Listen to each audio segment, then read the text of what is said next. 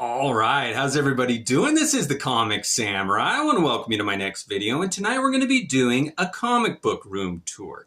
Now, this was a tag video started by Alex the Comic Hoarder, and he invited anyone with a comic closet, comic room, comic storage box to show off their collection, and this is mine. So let's go ahead and jump right in. I wanted to start this comic book room tour with a 360-degree view so you could get a lay of the land.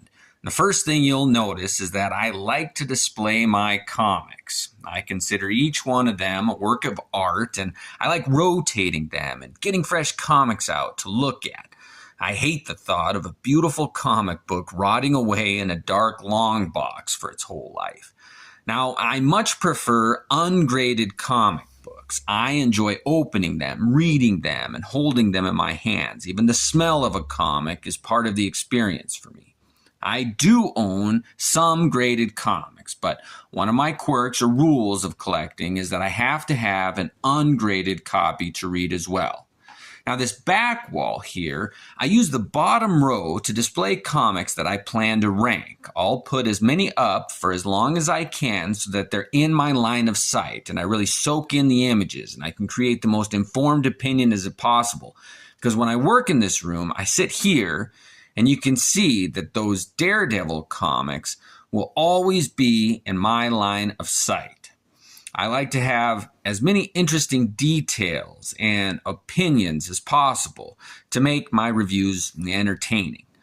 Now, I'm just going to show the other comics that I have on display now, and as I show them, I'm going to tell you about some of the quirks that I have as a collector. I'm very particular about the comics I collect and how I collect them. And I'm always looking for a better, more efficient way of doing things. So please pause the video and type me a comment if you know of a better way. I do have some trading cards here, and I love displaying them in this little frame that I have here. I try rotating them so there's always something fun to look at, especially those holograms. I just love how they catch the light and explode with color. This Tom Paine poster here is one of the posters I designed for a college play. I like to have 3 comics that display well together on this shelf here with the Batman ones. And this James Bond poster here was a cool one I bought with all the movie posters shown on it. I like seeing how the style changes over the years.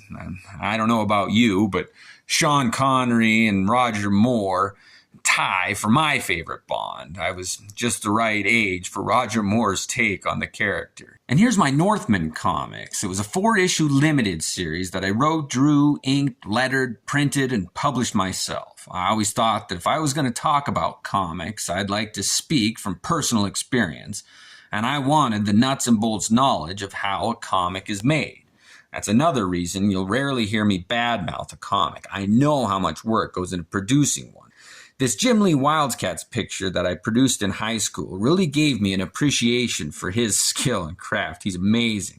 This Runner Stumbles poster was another one that I did for a college play production. I always liked that Mad Max poster, even if that scene wasn't ever in the film. I'm going to take this opportunity to tell you about some of the comics that I tend to gravitate towards.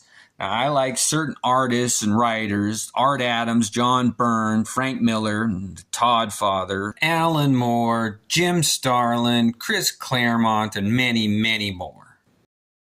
Here's my Incredible Hulk 229. It's the first comic that I remember owning. I saw Samson's green hair and red shirt with the lightning bolt, and I was hooked. That was over 40 years ago. What was your first comic? I'm a sucker for gimmicks, too. I love glow-in-the-dark, embossed, foil, die-cut, hologram covers with mail-away offers, hidden codes, and all those 90s gimmicks that remind me of my youth. I bought this X-Men poster here back in grade school. Christopher Reeves will always be my Superman. What a great human being he was. This area here is reserved for comics that pair well together. I really like comics that complement one another when they're displayed together. And here's my Shankara stone. I'm one of the few that likes Temple of Doom best, but let me know what your favorite Indiana Jones film is. And as we look at the comics on this back wall here, I'll tell you some other rules that I have.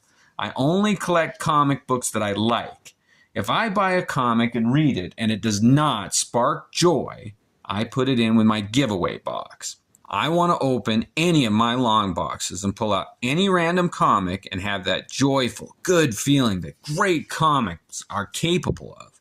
There has to be some aspect of the comic that I like in order for it to be worthy of my long boxes. I do have some other collectibles on the shelf here. There's my Millennium Falcon, Spider-Man figurine, Indiana Jones action figure. But this Zippo lighter here was a mail away that I got. It's from Sin City and it says Molly's Escort Service, Sin City, USA on it. The other item I got mailed away for was this shot glass that says Katie's Club Pecos, Sin City, USA on it. Frank Miller did some beautiful images there. And that Plastic Man action figure there, I always try to pose him like whatever figure happens to be in the comic book behind him. Little Batman figurine, and there's Trinity from The Matrix. I dug that film. Anyway, my dad was a coin collector, and he had some bills too, and I ended up inheriting this one Canadian bill here that's famous for being the devil in the hair bill. So if you take a close look at it, you'll see that the engraver snuck the devil's face in the queen's hair. That's kind of a fun one. I love collecting stuff that has a story to it. Like this Action Comics number 309 that featured an appearance by John F. Kennedy. And the comic came out after he was assassinated. Kind of interesting. And this bottom row of comics, I usually reserve for some of my all-time favorites. I just like being able to look there and while I'm sitting at this desk and see some of my gems. Now this display cabinet that I've got behind me here really does work well for a backdrop for my videos. I love how I'm able to set comics there and just fill the space well. I try to make my backgrounds just as interesting with something to look at as possible. And this lower shelf here is where I put all my Image Comics #1. I loved all those premiere issues. Another great thing about this back display case is that I made these little letter placards that I store next to it, and when I'm ready for a ranking video, I can just slide these little placards in each of the tiers there, and they just kind of set in place, and it's real easy to put them up and have a bracket ranking system with this backdrop also. I can switch back and forth, and I can set the comics in the tier that they set in, and it really is convenient. This little area here is where I keep my Fozzie Bear stuffy. He's kind of my Ed McMahon sidekick when I film my videos. I always want to make sure things line up good from this vantage point. And as we look at the comics on this side wall here, I'll mention that I also like my comics to be in very fine or better condition, because I might feature any of my comics in a video and I want them to present well. I was that kid that went through all the comics that find the comic in the best shape. But yeah, very fine is about the lowest I'll go. But what about you? Is condition a factor in the comics you collect? I wanted to get a shot of my comic list. I always have one master copy that has all the comics I'm looking for, and I highlight the green ones that'll fill the holes in the runs I'm looking for. Now this box over here is my to read box. I try to keep up on my reading and reading a couple comics every day. But when I'm ready to store a comic, it goes into these drawer boxes. And I have 50 long drawer boxes that I use to store all my comics in very strict alphabetical order. I do not separate them by publisher or genre or character.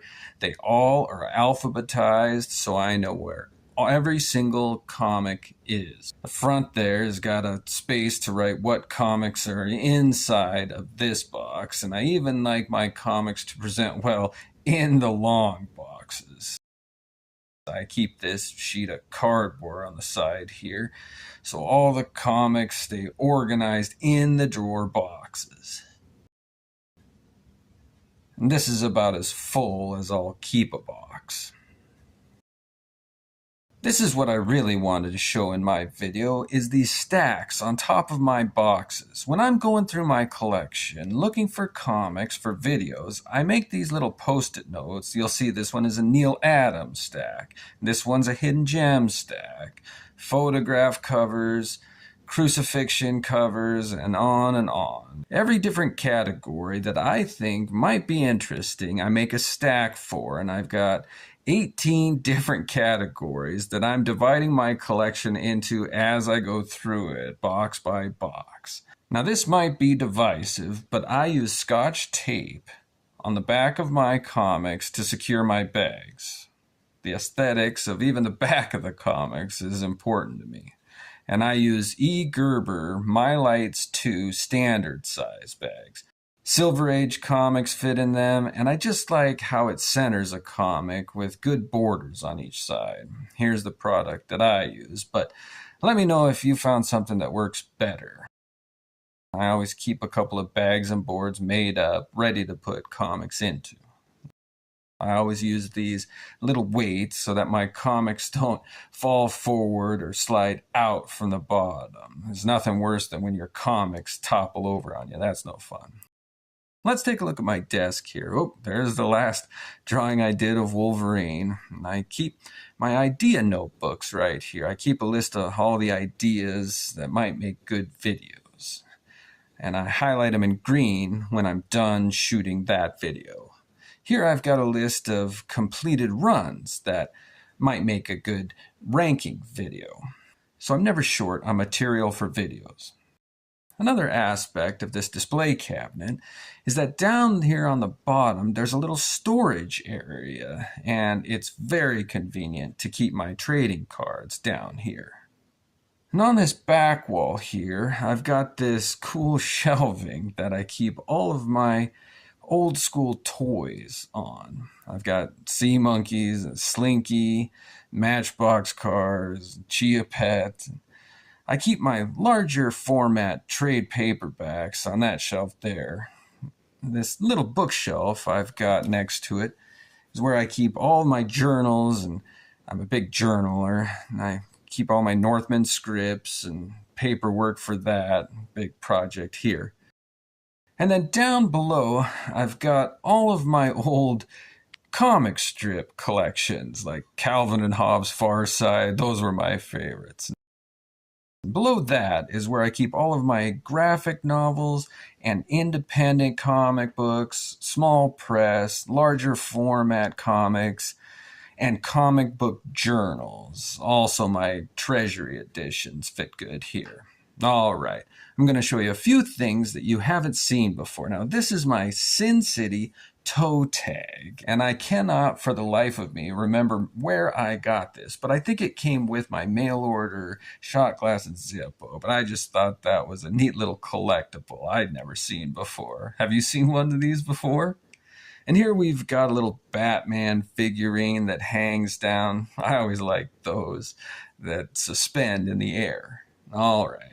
There's just a few more comic book collectibles that are not in this comic book room that I'd like to show you. The first is this Batman pinball machine from Data East. And that Batman movie was Michael Keaton from 1989, is one of my favorite movies ever. Michael Keaton will always be my Batman. I loved his costume. The artwork on this machine is just exceptional. The explosions just look like they're jumping off the side of that machine. My very first job was a busboy at a pizza joint here in town, and this is the very machine that I used to have to wipe down every night. My wife tracked it down, and we just play it every chance we get. What a fun piece of memorabilia. The last item I wanted to show is in my son's room. It's this Dynamic Forces Art Adams Heroes and Villains Marvel Masterpiece print. I've never seen this one reproduced anywhere, and it's one of my all-time favorite works of art. It's the one item that I left in his room after he was born, so we'd grow up with this image. Well, thank you for joining me on this tour of my comic book room, quirks and all. I really had fun showing it. I hope you learned a thing or two, and let me know if there's a better way to do any of this. Thanks again, and have a great night.